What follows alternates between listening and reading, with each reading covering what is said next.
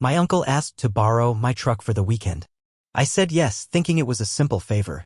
On Monday, I saw it listed for sale online, with him in the pictures saying one owner, low miles, price to go. I called him. He said, I figured you weren't using it much. I demanded he take it down. He laughed. Call the cops if it's that deep. I did. Then my family said I was ruining his life over a vehicle. But that truck was just the beginning of what he'd taken from me.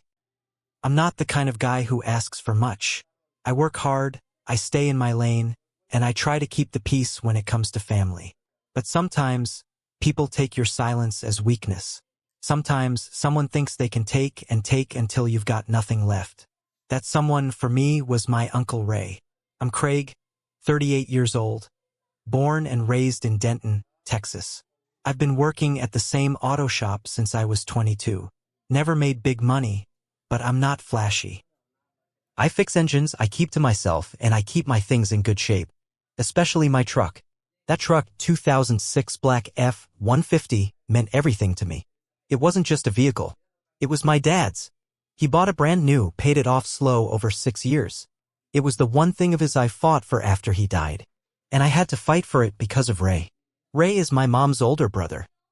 He's always been loud, always been slick with words, always had a sob story about why he couldn't pay rent or why he needed another short-term loan. He's the guy who borrows tools and never gives them back, who shows up drunk at birthdays, who turns every gathering into a stage for his BS. After my dad died, Ray saw an opening.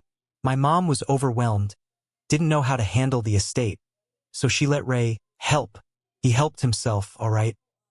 Took half my dad's toolboxes, claimed Dad wanted him to have them. Then he tried to keep the truck. He told me Dad said he could have it. That's a lie. My dad wouldn't have trusted Ray with a shovel. I had to go to the DMV, show old insurance cards and notes to prove Dad meant it for me. It was a whole thing. Ray cursed me out in front of my mom, said I was turning the family against him. But I got the truck. I kept it running better than most cars 10 years younger. I put money into it, cleaned it weekly, fixed every little noise before it became a problem. I even kept my dad's faded fishing sticker on the back window. That truck wasn't just a memory. It was proof that not everything Ray touched turned to trash. About 2 months ago, Ray called me up.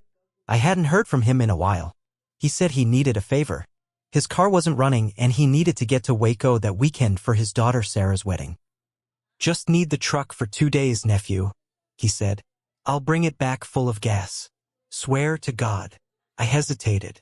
Something about his voice felt off. But it was his daughter's wedding. And he sounded calm. Maybe older. I wanted to believe maybe he'd changed. So I said yes. Gave him the keys that Friday morning. He shook my hand like a man. Told me he'd take care of it. Sunday night came and went. No truck. No call. I texted him Monday morning. No reply. Then I sat down with my coffee, opened Facebook Marketplace on my phone like I usually do before work, and froze. There it was. My truck. I recognized it instantly. Same dent on the left side of the tailgate. Same worn tires I'd been meaning to rotate. Same faded sticker on the back window. 2006 F-150. Listed for $4,500. But that wasn't the worst part. Ray was in the pictures, posing next to it like he was proud of it.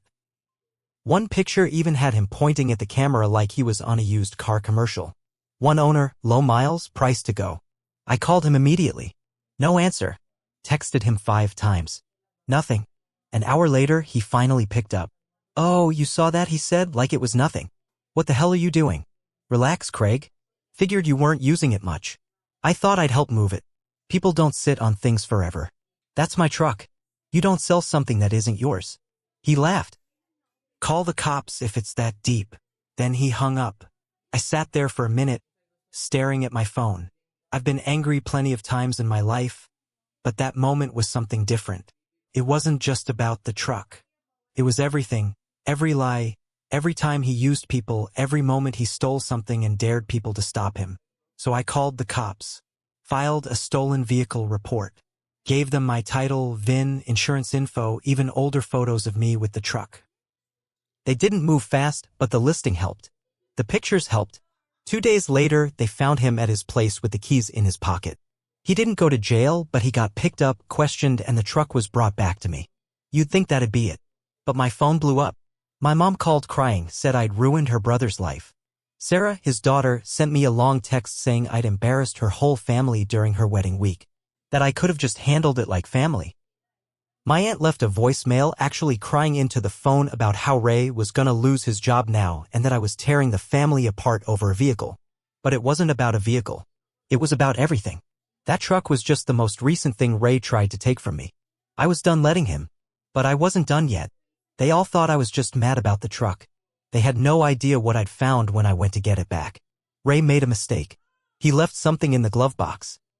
And that's when I knew the truck was just the start. I got my truck back late Wednesday evening. The officer who brought it by said, "You're lucky. A few more days and he might have offloaded it to someone who wouldn't ask questions." I nodded, signed the papers, and took the keys. The inside smelled like fast food and cigarette smoke. He must have been chain smoking with the windows up. There was mud on the floor mats, a soda spilled and dried into the cup holder, and someone had scratched the dashboard, looked like from keys or something sharp. I was already pissed, but I hadn't even opened the glove box yet. I opened it on instinct, thinking maybe he'd stashed my registration somewhere weird. But that's not what I found. There was a manila folder inside. Handwritten on the front, in his usual ugly scrawl, gas/jobs/titles dump. Curious, I opened it. And what I found didn't just make me mad. It changed everything. Inside were printed out email threads, some handwritten notes, and a copy of a title transfer form with my name forged on it. He'd started the process to change ownership of the truck behind my back. He even had a fake bill of sale written up, listing the price as $1,000 cash. Signed with my name in handwriting that looked nothing like mine. Then I saw other stuff. Notes about other vehicles. 2013 Jeep Cousins, parked idle. Doug's motorcycle. Still at his shop, might be worth flipping. Warehouse job under table. Don't tell Lynn. Hit me hard. Ray wasn't just selling my truck. He'd been running some kind of scheme, flipping cars that didn't belong to him, or at least planning to. And this wasn't a one-time slip. This was what he did. I took pictures of everything in the folder and put it all back, just in case. Next day, I drove straight to his old boss. Mike Reynolds, guy runs a contracting business out of Louisville. Ray did odd jobs for him under the table most of the time. I'd met him once, years ago, when I helped Ray fix a water heater. Mike remembered me. I handed him copies of the fake bill of sale, the forged title, and a short summary of what had happened. He didn't say much. Just nodded and said, "Yeah, that tracks. Appreciate you showing me this." Later that night, I got a call from Sarah again. "You wanted his job? Are you serious?"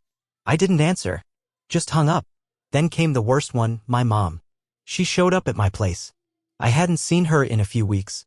She looked tired, worn down. "Why are you doing this?" she asked. "He's your uncle." "No, Mom. He's a thief. And I'm not gonna let him keep stealing. He's family." I looked her in the eyes. "So is Dad. But you didn't cry this hard when he got screwed." She didn't say anything to that. Just stared at the floor. Later that week, I filed a formal complaint with the DMV. Reported the forged documents. Brought everything.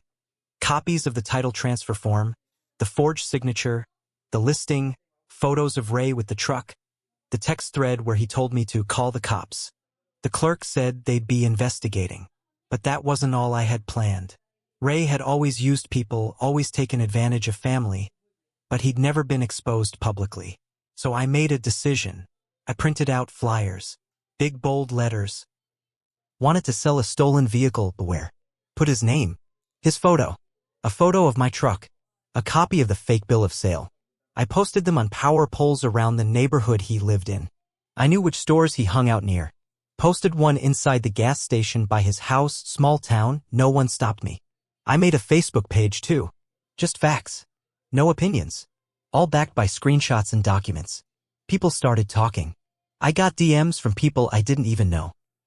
One guy said Ray borrowed his trailer and never brought it back.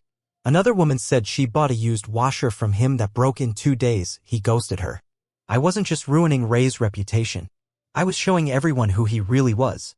But I wasn't ready for what came next. Because 2 weeks later, someone broke into my shop. And they didn't steal anything.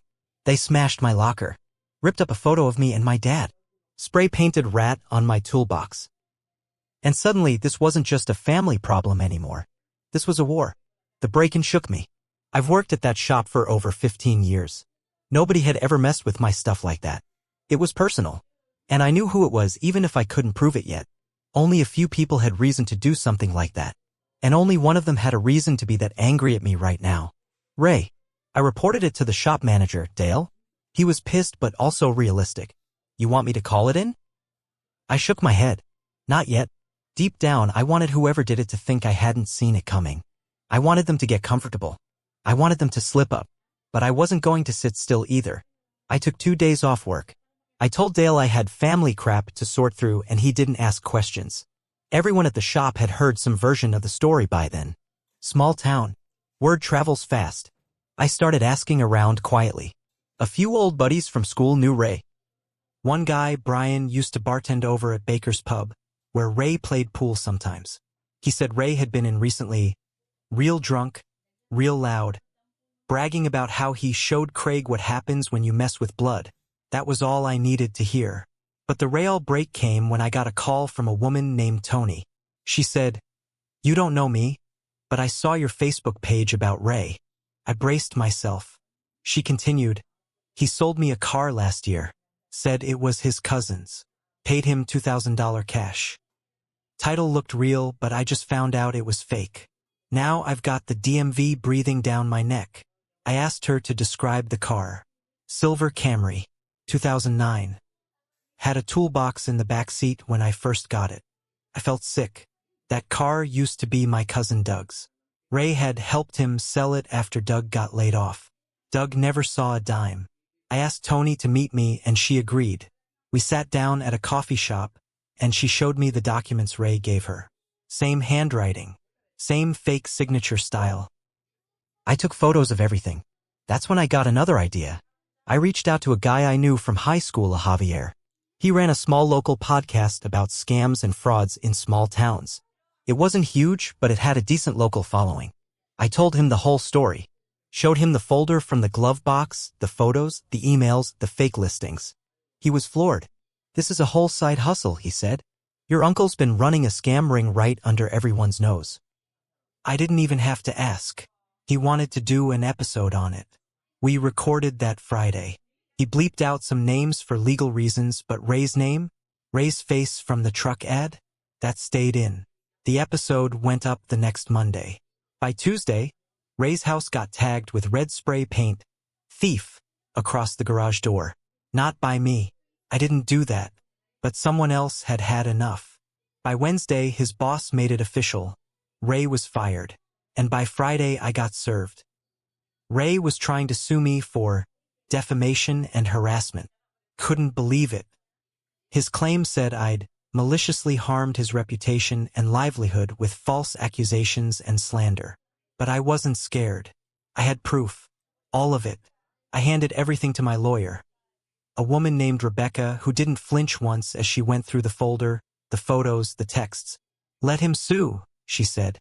"We'll counter." And we did. We filed a countersuit for attempted fraud, false impersonation, and vehicle theft with intent to sell. But here's the part that flipped everything. A few days later, Rebecca called me. "You're not going to believe what just came in," she said. "Ray's financial records.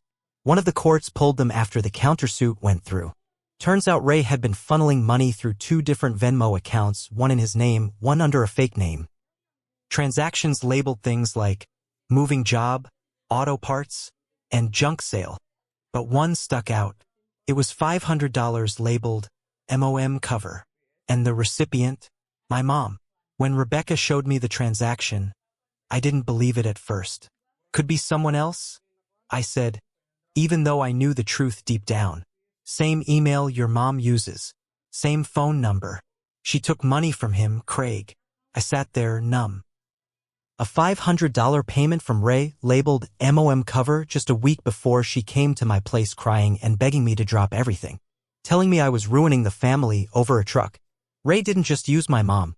She let him. I drove straight to her house. She opened the door like she expected me. "Craig, I didn't want you took money from him." She didn't deny it. Didn't even try? It was for bills, she said.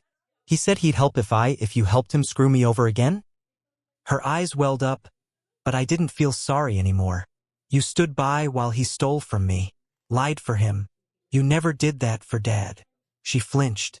I turned and walked out. I didn't go back. That weekend, Rebecca filed an amended motion. We presented Ray's fake documents, the folder, the car scam, Tony's story, and the financial records, including the one to my mom. We sent it all to the judge and attached a new claim: fraud with intent to profit from family deception. 3 weeks later, we were in court. Ray showed up in a wrinkled suit and acted like he was the victim.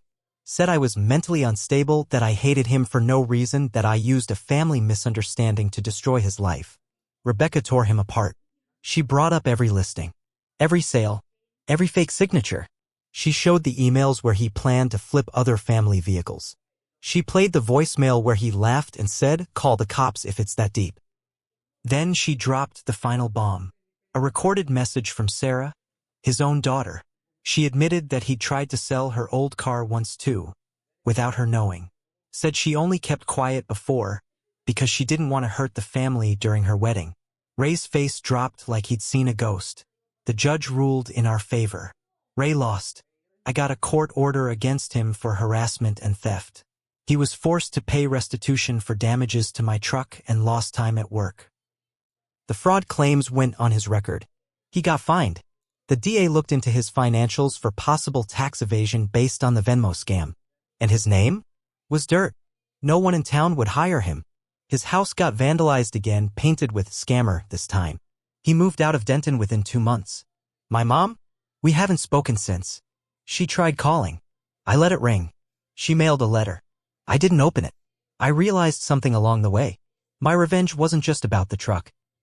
It wasn't even about Ray. It was about finally being done with the people who made me feel like standing up for myself was wrong. Who told me to sit down, be quiet, and let it go every time I got burned. That part of me died when I saw that truck online with his face grinning next to it. Ray thought I was just a mechanic with a soft heart. He forgot one thing. I know how to take broken things and make them work again, just not people like him. He's beyond repair, and I'm finally free.